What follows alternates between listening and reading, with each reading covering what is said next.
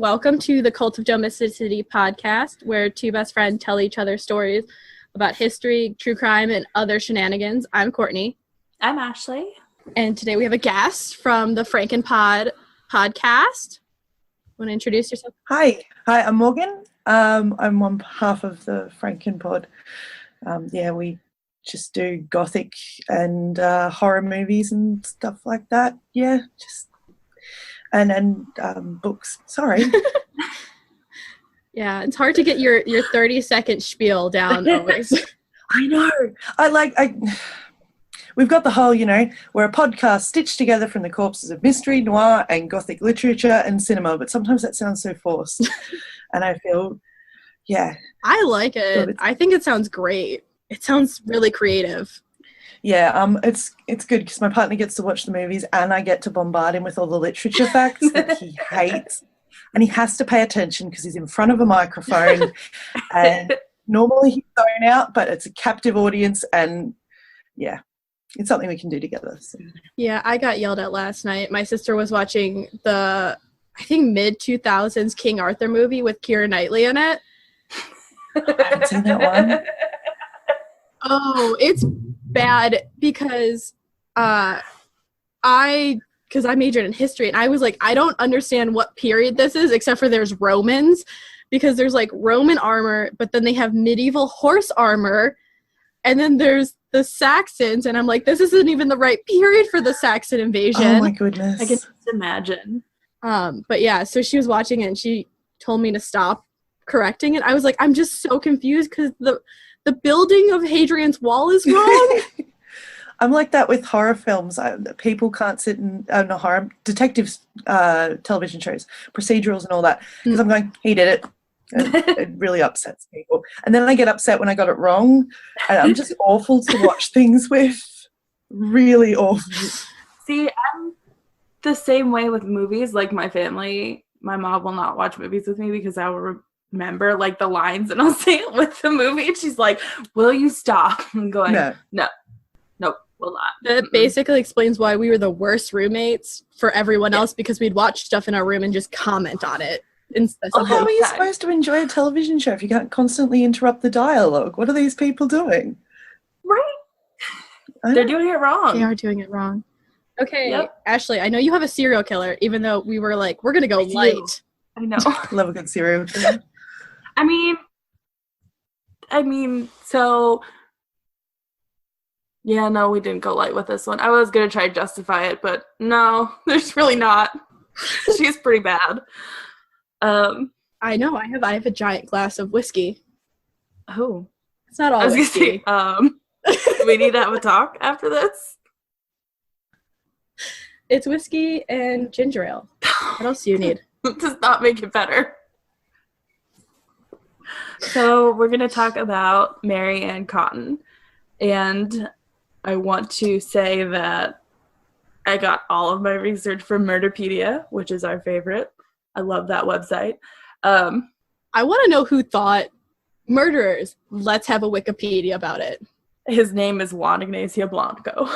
I know this because his name is in the header of Murderpedia. Well, just pretend you did your due diligence there and scoured through hundreds of pages to find that information. I mean, they did it for me, and they had all of the articles in a nice little line. I'm not going to lie, his name reminds me of the bellhop from Sweet Life of Zack and Cody. Esteban Julio Ricardo Ramirez. Yes. I like that you remember all of his name. It's a thing of beauty.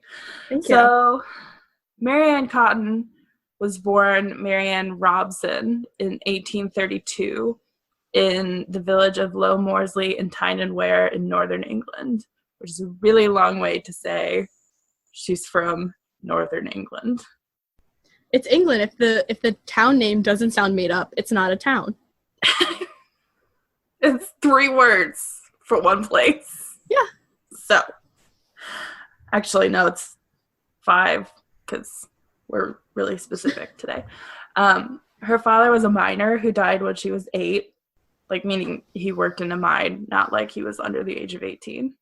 I always feel the need to make that distinction. I'm going to say that's not even surprising that he died when she was 8. No, not really. Great labor practices. really safe. It's good. So after he died, Mary and her brother were raised by their mother, who later remarried, and Mary is said to have loathed her stepfather, so that's promising. Can we guess why she hated her stepfather? I'm going to go with he was a creep.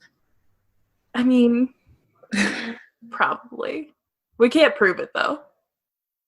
It just says that she doesn't like him. And she's not a great person to begin with, so maybe he was awesome, and she was just like, no. Mm-mm. So not a whole lot is known until she marries at age 20. So that would be 1852. Sounds about right, though. I mean, she's lower class. Her father's a miner. What else would you know? I mean, nerdy me wants to go look it up. Just after my period, I want to go look it up. I know what websites to go to. JSTOR. What's up? Actually, no. You'd probably go to London Lives or something else because they're digitizing those records. You're welcome. That's information I need to know. Oh, yeah. Digital humanities projects when none of your records are digitized and you have to make everything for your documentation. Great. Great fun. You know that picture of Buzz Lightyear where he's like reaching out and it's just nerds everywhere? I'm going to say. Okay, so she gets married. She has 5 kids, 4 of whom die in infancy, which is, as it says, a high rate of infant mortality, even in the Victorian era. Not really. It's still, I'm always baffled by how they could just keep churning out kids just in case some of them died. I mean, it'd be so demoralizing. Couldn't imagine it. Can you imagine that setting the mood? Like, yep, probably gonna die. Let's make another one. Apparently they didn't necessarily name the kids just in case they died, which until like they were a year old, which is crazy. Oh, yeah. There's Venice has digitized, I believe it's Venice or Florence has digitized like all the like the census records. And so you can basically look at them pumping out the kids, and then like a wife would do like 5, and then probably she died in childbirth and he'd marry again. And you're just like, oh, no, thank you. But I mean, I think they just had that, like they love their kids and you have the detachment, but you're like, well, I need enough kids that if I get old and I need someone to take care of me. Yeah, I guess they had to be more pragmatic. Yeah. Still very sad. Yeah. Can we pause for a minute and talk about how you're like, she would do like 5 and then someone else would tag in? Like it's a book report? Really? We looked up this one guy in my Florence class, and like it was pretty much like that. His one wife would have like 5 kids, and then she died in childbirth or some of like some disease, and then she had another wife who had like 5 kids, and then she died, and then the last wife outlived him when he was like 80, and he still had like kids who were like in their 30s, and then some that were like in their like under 10, and you're like, so many children. How do you afford this? Yeah. Yeah. Mm-hmm. And this is like 1500s Florence, so real fun. So, yeah. Real Catholic. And I'm okay with that. So, I realized that came out really judgmental, and it really shouldn't. So, okay. So, it says she frequently argued with her husband, who, quote, died suddenly in January of 1865. Not sus at all. Right? Nope. So she returns to Sunderland, and a few months later gets married again. Her new husband died in October of that same year from an unexplained illness. I like unexplained illnesses. They're fun. Good, because it's a pattern. Yay! Oh, good. So, in 1866, so the next year, her mother dies of a sudden illness. At the time, she was getting down with, Mary was getting down with a widower named James Robinson, who she married, and he had 4 kids by his late wife, but 2 died soon after he met Mary. And Yeah. he was like, that's weird.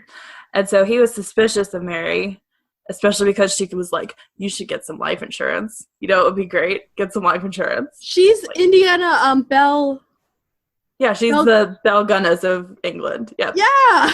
All of the pictures that I tried to find of Mary Ann Cotton were of Belle Gunness in real life. I'm like, can we not?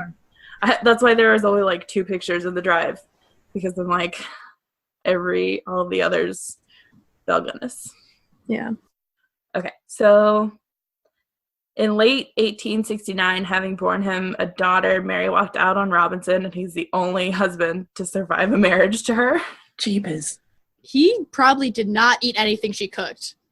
He just starved for like a year. He was like, hard pass. Thanks. No. Everyone else is dying of genuine hunger, and he's just like, no, I don't need it. It's okay. I'm going to go to this pub around the corner because I know they're not actually trying to actively poison me. And given that it was Northern England, it was probably like the King's Arms or something like that. Just a real... I could go for a meat pie right now. Anyway. We're in the middle of a story about a serial killer, and you're like, I want a meat pie. Hey. After the episode we just did, you're like, I want a meat pie. Yeah. Now I'm just picturing. We need to move on, please. You're in charge of that. All right. So Robinson survives.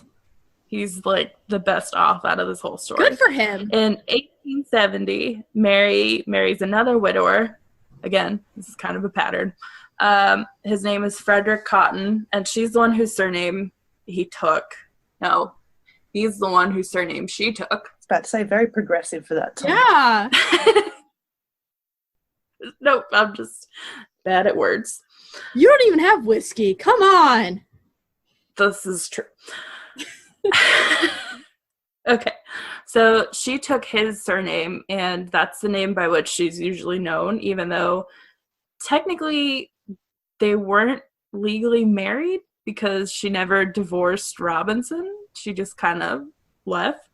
What we call a common law divorce, and it's not actually a thing, for the record. She had a son with Frederick, and pretty soon thereafter, Frederick's sister, 2 sons from a previous marriage, and a number of his friends, just an unnamed, unspecified number, die after sudden illnesses. And Frederick himself moves along and shuffles off the mortal coil in December of 1871.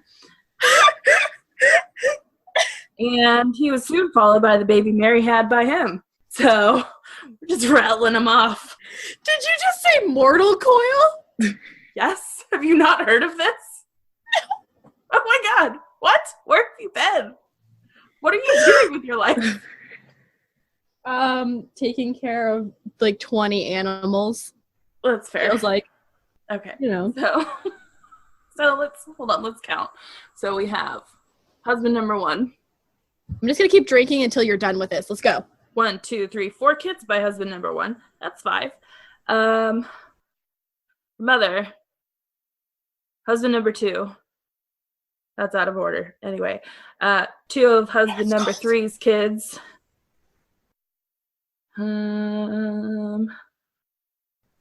Good old Freddie. I can't keep drinking. You're taking too long. My mouth is really cold.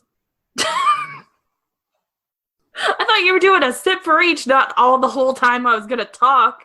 Told me that, I would have gone longer. You forget I played rugby. I'm a champion at this. I know. That's why I figured you would know better. So, okay. We're up to, what, 10 now?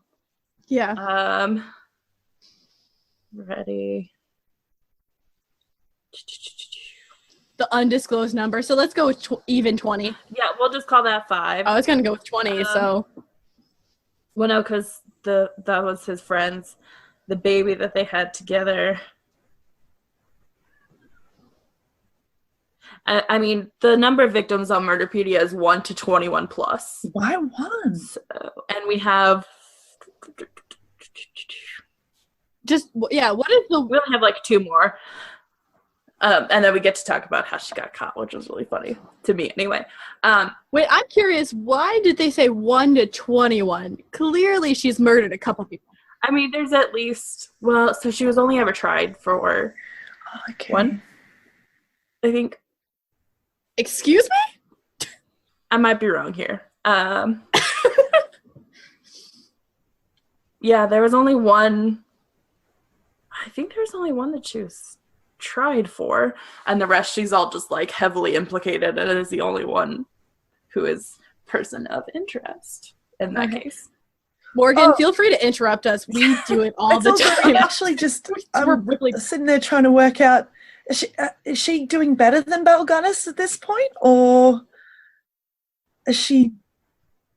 No, I think technically yes, because she started it in like, let's call it 1865, and right now we're in 1872, and she's already got 20 bodies on her, and no one is suspicious who's still around to talk about their suspicions. So technically, I think she might be. Wouldn't happen in social media nowadays, would it? I mean, no, one would hope not. Actually, then again, the sausage factory thing happened in the age of social media, so yeah, who knows? And the who's the other Cleveland? The guy who had the girls in the basement. Yeah, the guy who kidnapped those 3 ladies. Arius. Yes. Because Cleveland has had a lot of really fun true crime lately, it seems like. I keep thinking he's related to Jodi Arias, and he's not, but they have the same last name. She's fun. We should do her one day. So, I didn't know that was a thing. So, spring of 1872, Okay, so Frederick dies in 1871, followed by the baby that Mary had by him. She remarries with that new husband, again, quickly dies after a short illness. So I'm going to go ahead and say she doesn't really like most of her husbands. I don't know why she keeps marrying them, unless she assumes... Money. Well, no, but like, if she had to press Robinson into getting life insurance, one would assume she'd had to do the same for the others, unless she knew they already had policies in place that named an unnamed future wife as a beneficiary. Sounds like a lot of effort and men to deal with in general. Yeah, like, and speculation, because, like, if they don't have a life insurance policy and she's already, like, started in with the poison, like, not just gonna waste that arsenic. So. I'm thinking they already had money.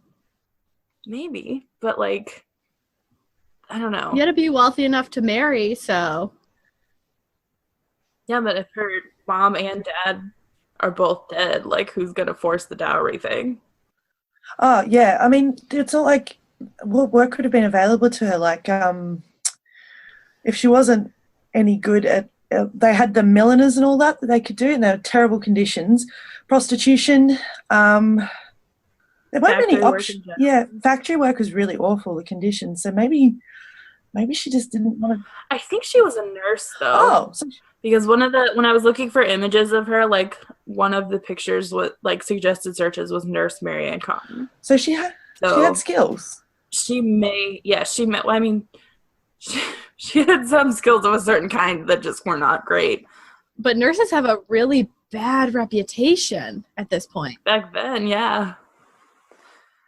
So, okay, so one of the few surviving stepchildren, Charles Cotton, whose father had been our bestie, Freddie, he dies suddenly too. So word quickly spread around the neighborhood concerning the way so many of Mary's nearest and dearest had died so suddenly over the previous 2 decades, which one would hope it would have been a lot sooner than 2 decades before people were like, she's got a trail of bodies. What's happening? But apparently not. In the background, just playing Let the Bodies Hit the Floor. Yes. So it says Thomas Riley, who was a minor government official, was suspicious of the death of Charles Cotton. Mary had told him that Charles was in the way of her plans of getting remarried, which, I'm sorry, but how? Like, he's your stepson. I don't even know if I want to know the answer to that. Anyway, Furthermore, he had appeared very healthy up until his sudden death, which was supposedly due to gastric fever. As she tried to collect on the life insurance she had taken out on Charles's life, but the insurance company refused to pay until the body had been investigated more thoroughly. So, like, she was like, oh, fine, and they exhumed him, and they found, like, a big trace of arsenic in his stomach. So, in total, we have 8 of her own kids, 7 stepchildren, her mother, 3 husbands, and a lover, and, quote, an inconvenient friend. An inconvenient friend. I like that. I did too. I was like, oh, episode title. Yeah. So pretty much she got caught because she tried to cash in on the life insurance, and they actually asked a question for once in their life. And yeah, so she was executed by hanging in Durham prison on March 24th, 1873. There was a nursery rhyme that was made up about her. Yes. That was sung after she was hanged. And it's Mary Ann Cotton, dead and forgotten. She lies in her bed with her eyes wide open. Sing, sing, oh, what can I sing? Mary Ann Cotton is tied up with string. Where? Up in the air, selling black puddings a penny a pair. And black puddings meaning black pudding, which is a type of sausage made with pig's blood. So. Yeah. That's a terrible one. They really didn't have TV or anything, did they? They just had to amuse themselves with awful lyrics. So that's what happens when we try to keep things light. We just get Mary Ann Cotton. Oh, Ashley. The only thing, so the pictures in the drive, hang on, so there's a picture of what we can assume to be is her mugshot, but it's really it's just a photo of her with her mouth open, looking great. She's real excited about having her picture taken. And then there's a drawing of I just read the caption on the picture. I'm sorry. This is the first sign of convalescence, writing a letter home. Which, I'm sorry. That's funny. So that's her? That's her. Doesn't she look awesome? She looks like a ghost. Or a ghoul. She does. She's like what you imagine a Victorian ghost to be. That midway part is severe. Look at that widow's peak, though. Damn. I'm debating if that's her hair or a bonnet. I think it's her hair, and then the part that comes up along the top of her head is the bonnet. But it's her hair in the front. You know what I mean? Because you can kind of see a bow. Yeah. Side note, I would definitely wear that cape. Just for the hell. Well. I mean, no one's saying she didn't have great fashion sense. We're just saying she was kind of a dick about it. And then, so there's a picture. And that's what I think, I'm pretty sure she worked as a nurse. Okay. And that came up. That was the second thing that came up when you search Mary Ann Cotton. Wasn't there a TV show about her recently? I'm sure there was. I don't remember what it was called.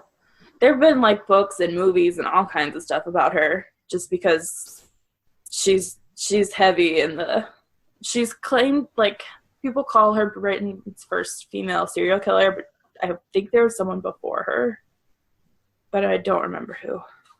Probably. And also it was a Daily Mail headline, so grain of salt there. Oh, the Daily Mail. My favorite British trash news site. I know. But yeah, so that's Mary Ann Cotton. That was, she's a winner. Well done. That was, good job. Thank you. Thank you, Murderpedia. They really do make our job so much easier. Oh, yeah. And I promise I will try to find one with... Actually, no, I think the next one I'm thinking about doing might be more death. It's okay. The next one that I'm doing, no one's dying. So... Yeah, let me see.